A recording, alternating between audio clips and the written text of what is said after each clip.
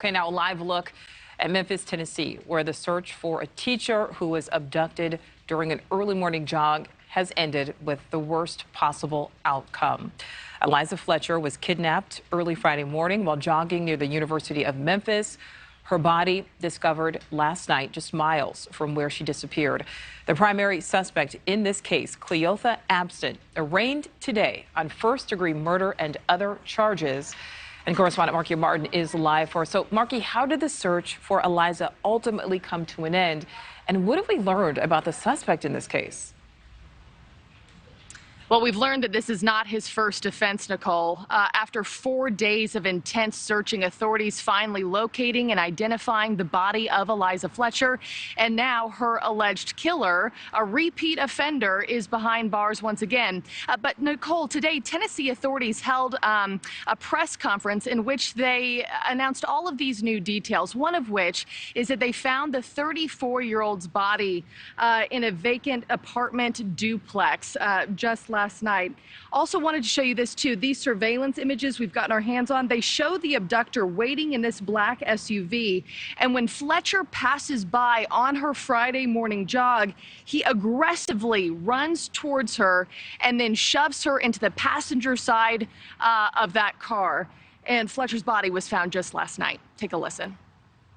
And in contrast to whatever baseless speculation you might have seen, we have no reason to think this was anything other than an isolated attack by a stranger. Now, the suspect behind bars is Cleotha Abston, who now faces multiple charges, including first-degree murder, especially aggravated kidnapping, and tampering with evidence. And Nichole, exactly how did Abston land on police radar? Well, according to police records, Abston's DNA was found on a pair of shoes left at the scene. Those shoes found next to Eliza Fletcher's cell phone. And again, this is far from his first offense, Nichole. His criminal record dates back starting when he was 12 years old. Charges that include aggravated assault with a weapon, rape. At 16 years old, he kidnapped a Memphis prosecutor at gunpoint. That was a crime that he spent 20 years of a 24-year sentence behind bars for. And the family, Fletcher's family, has released a statement today saying how devastated they are, also asking for privacy and respect as they grieve. The manner of her death, Nichole, has yet to be announced. All right, Marky Martin, thank you for that. All right, we're going to bring in now Ari Shamulian to talk more about the suspect's background and how someone like this was even in a position to commit this sort of crime. Ari is a criminal defense attorney. Thank you so much for being here. You know, Marky Martin just walked us through some of the suspect's criminal history. Convicted of a similar kidnapping, served 20 of a 24-year prison sentence. Ari, should we maybe be re-examining how long criminals spend behind bars, or once the convicts are released, become ex-convicts, should we be more closely monitoring them once they are released? Absolutely. I totally agree that there has to be, we got to look closer towards sending people to prison for extended periods of time. Jail isn't a one-shoe-fit-all solution to crimes. Similar to, like in this case, there may be mental health crisis, there may be drug and addiction that's part of a crime. So we need to take a look closer towards the underlying reason for people committing these crimes, and that being the cure rather than jail. As for post-release community supervision, I agree. There has to be a better job by probation and parole keeping tabs on people that do these long stints of time in jail. How can you expect someone to do 20 years behind bars, be released in society, and expect them to act normal when they are released? Is this the case? I mean, do we have to look at the length of sentences that are assigned to certain crimes?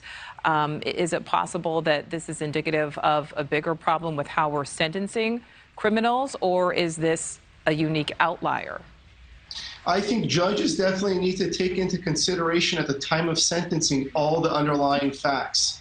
I think that this may be an outlier of a situation.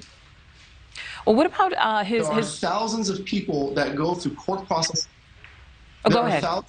There are thousands of people that go through court processes every day, and none of those people reoffend or find themselves in similar positions like this. So I do believe it is an outlier.